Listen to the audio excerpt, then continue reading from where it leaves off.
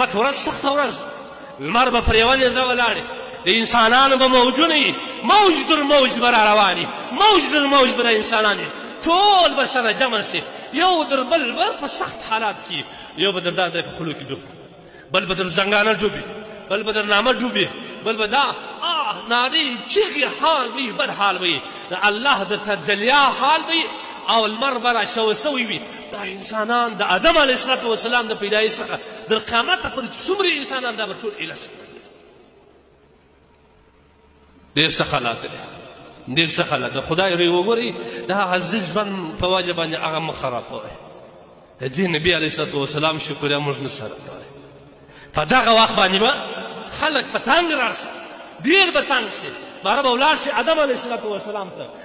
ازارې به ورته کړي ای آدم علیه السلام تو خو الله تبارک وتعالی لومړی په خپل لاس پیدا کړی ای آدم علیه السلام تا ته خو الله خپل علم در کړی دی تا ته شان در ښولی دی ای آدم ته ورشه الله ته وایي کتاب څه حالات هغه ورته وایي زه د دې دپاره نه یم ورسې نوح علیه السلام ته ورسه هغه بابا ثاني دی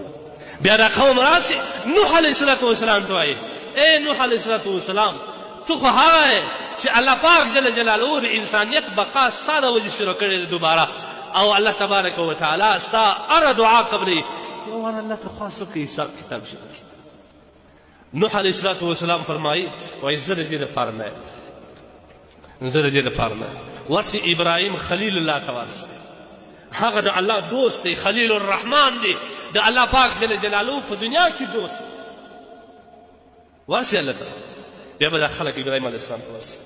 ابراهیم علیه السلام ته به په سخت حالات کې ورسه هغه وایي دا خلک ډېر تنګ دي حساب دی شروع کړي دومره خولي دي دومره سخت حالات دي تو خو الله ته ورسه چې حساب شروع ابراهیم خلیل الله ته به خپل غلطي احسان رسه هغه به وایي زه د دې لپاره نه یم ورسې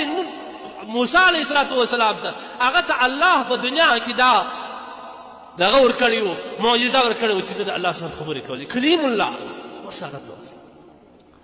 بیا به دا خلک راسي هغه به ورته وایي موسی علیه السلام ته به زارۍ وکړي ته خو حساب شروع کړه هغه وایي لست لها زه د دې لپاره نه یم ورسې عیسی علیه السلام هغه روح الله دی عیسی روح الله ته ورسي هغه به الله ته خواست وکړي بیا به حساب کتاب شروع کړي کله چې خلک عیسی علیه السلام ته راسي بیا به ورته وایي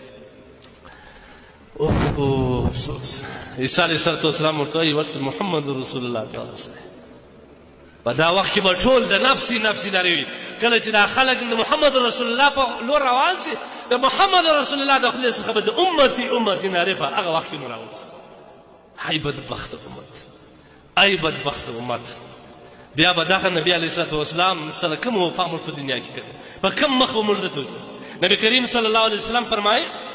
انا سید ولد آدم زه د ټولو بني آدم سردار یم دا د فخر په وجه نه وایم ولا فخر د فخر په وجه نه وایم بیا رسول الله وایي ما څخه به د حمد جنډې د قیامت په ورځ راسره وي ولا فخر د فخر په نه او بیا وایي چې هغه اول کس به زه یم چې الله پاک ته شفاعت کوم د شفاعت درخواست کوم او اول کس به زه یم چې الله زما شفاعت وکړلی شي چې کله دا خلک محمد رسول الله صلی الله علیه وسلم ته ورس نبي علیه السلام ته عجز وکړي نبي علیه السلام سوای انا لها و زه د دې شي دپاره یم ځم الله ته دا ټول انسانان انبیا به دا خواهش کړي چې کاشکې موږ د دغه نبي امتیان وای د دغه نبي امتیان وای او موږ انبیا نه وای نن د هغه نبي په امت کې کوم رقم کسان پیدا شوي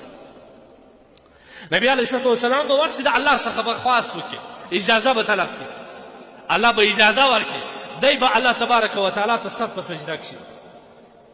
سر چې کله په سجده کښېږي د الله تبارک وتعالی د لوري په د ده په زړه کې داسې الهام د حمد راسي داسې حمد به ووایي داسې حمد به ووایي چې تر اوسه پورې چا دا حمد لري ویلی الله پاک جل جلاله به ورته وایي ارفع رأسک یا حبیبي ای زما دوسته سر راپورته کړه سل تعطه چې شي غواړې درکوم قل تسمع لك ووایا ستا هره خبره اورېدل کېږي واشفع تشفع شفاعت وکړه زه به ستا شفاعت کوم د الله رسول صلی الله علیه وسلم به د سجدې څخه مخ راپورته کړي سترګې به یې په اوښکو سرې د سترګو به اوښکې څاڅي ژړې به په اوښکو نښتې په ډېر عاجزه حالت به الله ته وایي امتي امتي الا زما امت زما امت زما امت زما امت الله به ورته وایي چې زما محبوبه ورسه ستا په امت کې هغه کسان جلا کړه چې په دنیا کې یې د یوې وربشې ایمان تېر کړی یوه وربشه د یوې وربشې ایمان یې تېر کړی بوی د جنت ته ځه نه وایي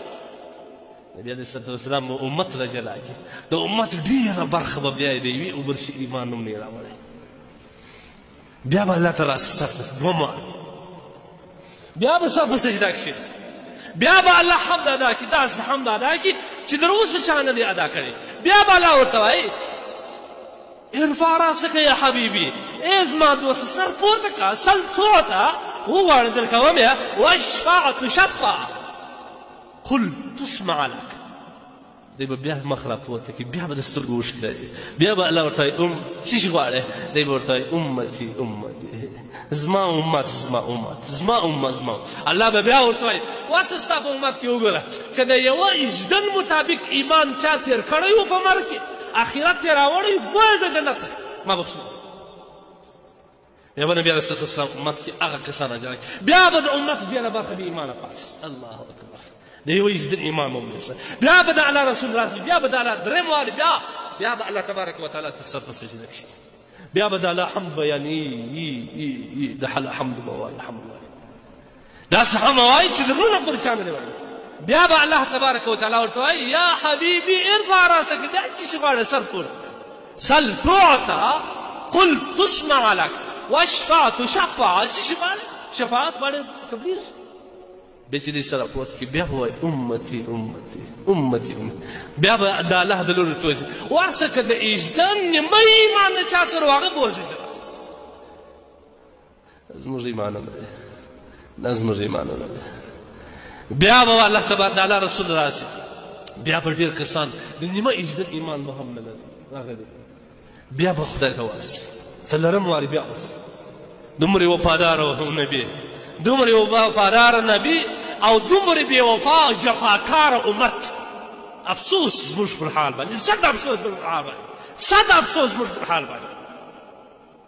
بیا به نبي علیه الصلاة والسلام الله ته سر په سجده کښېږدي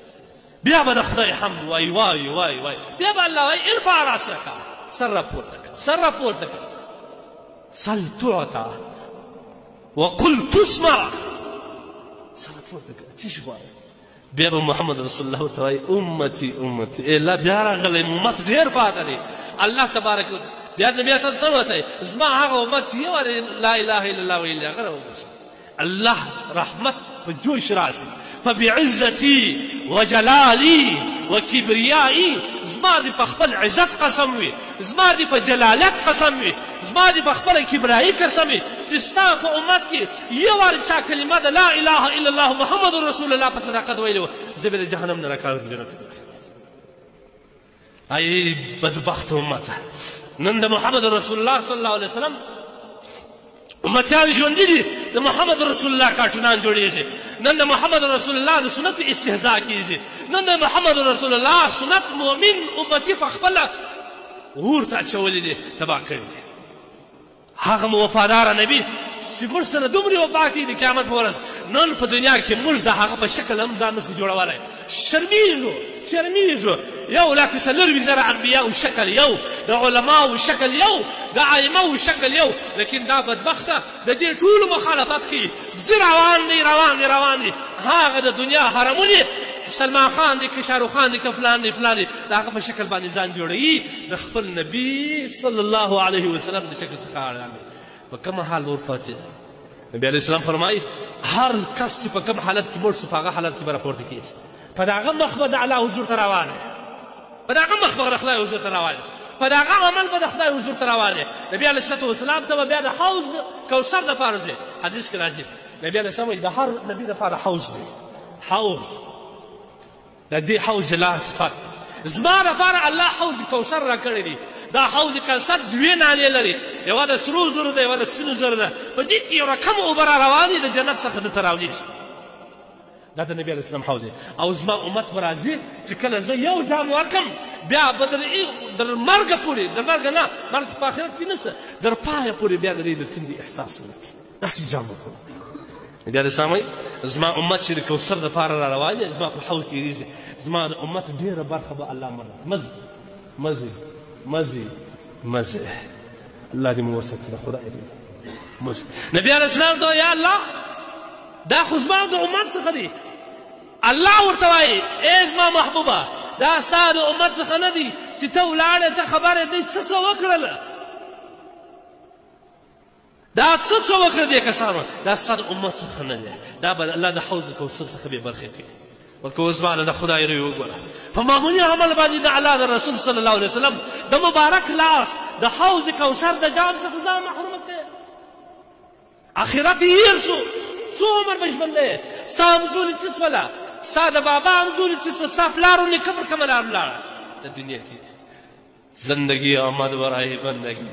زندگی بې بندگی شرمندگی د زندگی د بندگی دپاره ده د الله څه سرغړونه کول او د خدای پاک نه فرماني کول دا نه بیا به په کوم شکل باندې په کوم مخ باندې به موږ د رسول الله صلی الله علیه وسلم مخې ته بیسي شو د خدای د هره خبره به ستاسو دپاره زر وي کوم عمل په وکړئ د قیامت په ورځ به دغه ممبر شاهد محمد رسول الله صلی الله علیه وسلم ته به زه وایم چې د الله رسوله په وار مې دا پیغام ورته رسولی دی که نور نه سل وارې درود شریف خو به ویلی سې صلی الله علیه وسلم دا یو درود دی صلی الله علیه وسلم د کاروبار د ځای څه در بازار پر سل وارې درود ووایه صلی الله علیه وسلم صلی تسبیح پیدا کړه په غیبت اخته یې دوه ملګري سره روان یوازې روان شه بازار ته ملګري څه کوي پر لارې غیبت اخته په کاروبار کې په غیبت او په بهتان اخته پر سرخان باندې په غیبت اخته په ماښام د ډوډۍ ماما د پر چایو باندې په غیبت اخته اخر کوي څه نه فرمایي پرېږده دا مجلسونه